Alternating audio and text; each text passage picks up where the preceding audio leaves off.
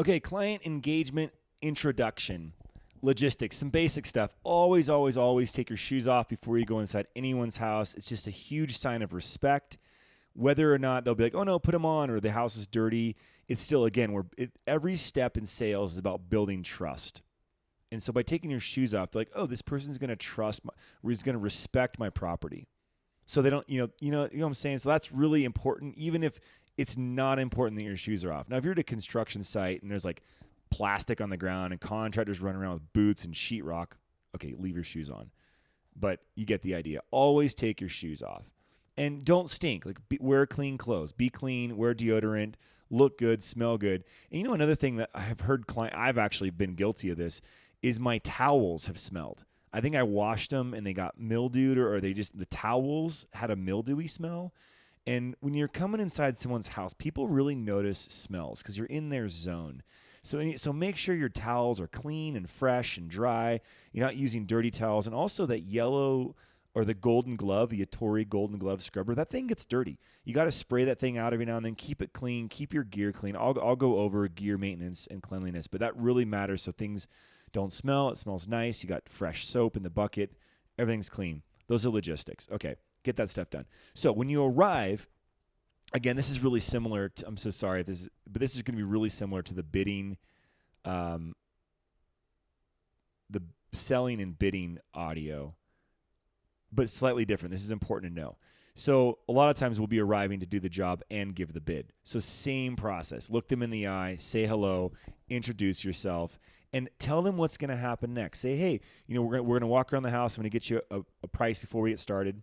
Again, you're assuming the sale. I'm going to get you a price before we get started, so we're clear on that. I'll walk around the house. Can I go around back?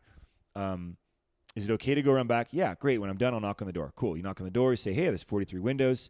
It's $10 a window, so it'll be $430 for the whole house, inside, out, and screens. Would you like me to, show you get started in the kitchen? It's a good thing to do. And so you're always, you just always want to be leading. You don't want them to be guessing or wondering what's next or what are you going to do. If they have that look on their face, like uncertainty, like how does this work? What's going to happen next? Lead them. Tell them what's up. Say, okay, I'm going to go out to my truck and get my bucket, and I'm going to start on the insides in the kitchen. And sometimes I can just sense it on people's faces. They just want to know what's going on. They don't know what's going on. So I'll say, I'm going to start on the insides. What I'm going to do is get some water out of your kitchen sink, if that's okay. Or maybe they'll suggest you use like the utility sink, right? So use the utility sink. And say, I'm going to do the insides first, and I'm just going to go in a clockwise direction from left to right around the main floor. And then when that's all done, I'll go upstairs, do the upstairs, left to right around the upstairs floor. Does that work for you? So you're leading them, right? You're not just telling them. You're like, does that work for you? Oh yeah, that's great. Now they know. And you could even add on there, yeah, the insides will probably take us about an hour, and we'll be out of your hair and on the outsides. And they'll be, oh, okay, cool. And that's another great point. If they have to go somewhere, you can check in with their schedule to say, hey, what's your schedule today? Are you going to be around? Like, oh, I got to pick up the kids at 11. Okay, well, we're at this time. If we do the insides, it'll take us an hour. So then we can be on the outside so you can lock up and go get your kids. Does that sound good? She's like, perfect. And just her hearing that and knowing that, oh, they're doing the insides, the first level first, second level second, and it's an hour, they know what to expect. And anytime they know what to expect, you're increasing their confidence, you're increasing their comfort level, which is increasing their trust for you, their respect in you as a professional. And it's just all good. You always want to be building trust, building rapport, building that relationship that they know that you're going to respect and take care of their property. You're going to take care of their time. You're going to respect them. Those are just all those little pieces add up. They add up so much to be like, man, I really like that window cleaner guy. And beyond that, be yourself, be professional, and be authentic. Another thing too, when you're inside someone's home working, there have been times where I would like to talk, I want to chat, and you got to feel people out. If they're at their desk or their office or their laptop or they're working, let people talk to you. Be friendly, and if they want to chat and they're all chatty, yeah, talk to them, engage while you're working, and chat with them and small talk or whatever. That's great. Do it. But if they're not engaging with you, and you're like, so what do you do for a living? Because you're in this beautiful house. Don't ask people that. Don't engage. Like, some people like want the help to be the help, and they're busy. And you can feel it on them. They have an attitude, they're kind of like, don't talk to me, or I'm busy, or they seem annoyed, or they're working, and then you ask them a question, they look up and they're like, dude, really? Like, you're going to, let them work. Just work quietly.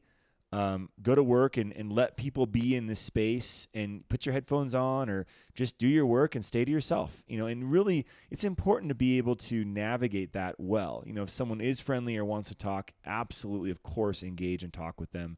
But if they're not and they're working, don't start a conversation with them. Don't ask them questions. And, so really just feel that out. And I'm sure everyone's going to figure that out. But that's also important. And of course, do not ever talk on your phone while you're inside someone's house, or answer your phone. Just silence your phone. It would be best. Even stopping to do text messages or being on your phone. I try not to even let a client see me on my phone. You always want the clients to see you working. And, another note on the insides, a lot of times it's easier to crawl across couches or grab a stool rather than bringing in a ladder or moving a couch. I'll kneel on a couch and clean the window behind it all the time. Or I'll even stand on furniture. I'll stand on a couch, or I'll stand on a stool. But be really careful the furniture you stand on. Really, it's got to be sturdy. And I just don't like clients to see me standing on the furniture. I just kind of wait. If they're in the room and there's a couch, I'll just wait till they leave the room, and then I'll kneel on the couch and get that one. Just because it just doesn't look great. It's probably more professional to move the couch, but I don't want to move the couch, and I'm clean, and I'm not going to mess up your couch. It's fine. So that's kind of a little area where it's like, that's kind of how I do it. But you got to be, and I will. I'll like skip that one and come back to it when they're not in the room. But again, doing it very naturally. And something that just comes to mind is corner desks. I did a big office the other day as a corner desk, and a lot of times those corner desks don't have support in the middle. So anytime you climb up on a desk or a countertop, just make sure there's support under it. And if there's not, look at where there is so you can stand or kneel where there's support. You're not going to break a corner desk. Those corner desks are crazy.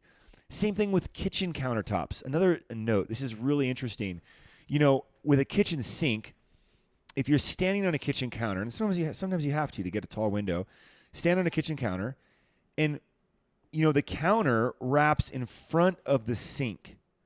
And you can have a marble counter, and where that marble comes across in the front of the sink is a thin strip of marble, usually a 2 to 3 inches wide or in depth, right? So it's a thin strip. And I've seen countertops not be properly supported there.